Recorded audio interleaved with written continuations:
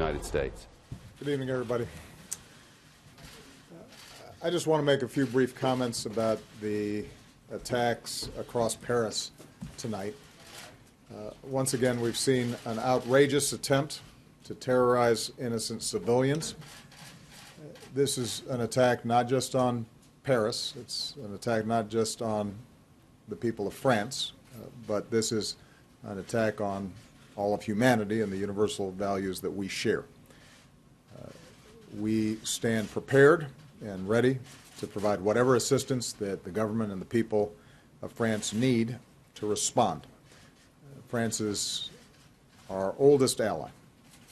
The French people have stood shoulder to shoulder with the United States time and again, and we want to be very clear that we stand together with them in the fight against terrorism and extremism.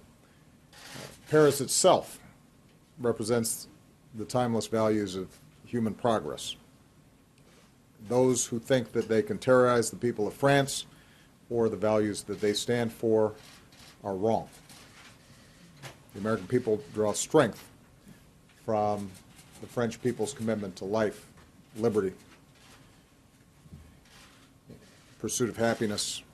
We are reminded in this time of tragedy that the bonds of liberté and égalité and fraternité are not only values that the French people care so deeply about, but they are values that we share. And those values are going to endure far beyond any act of terrorism or the hateful vision of those who perpetrated the crimes this evening. We're going to do whatever it takes to work with the French people and with nations around the world to bring these terrorists to justice and to go after any terrorist networks that go after our people. We don't yet know all the details of what has happened. We have been in contact with French officials to communicate our deepest condolences to the families of those who've been killed, to offer our prayers and thoughts to those who've been wounded. We have offered our full support to them. The situation is still unfolding. I've chosen not to call President Hollande at this time because my expectation is that he's very busy at the moment. I actually, by coincidence, was talking to him earlier today in preparation for the G20 meeting. But I am confident that I'll be in direct communications with him in the next few days, and we'll be coordinating in any ways that they think are helpful in the investigation of what's happened.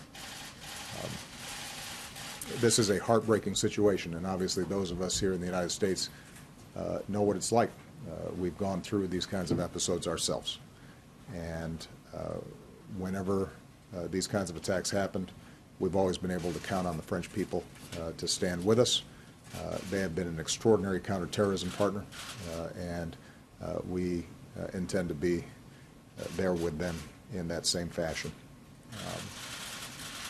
I'm sure that in the days ahead we'll learn more about exactly what happened, and my teams will make sure that we are in communication with the press to provide you accurate information. I don't want to speculate at this point in terms of who was responsible for this. It appears that there may still be live activity and dangers that are taking place as we speak. And so until we know from French officials that the situation is under control and we have more information about it, I don't want to speculate.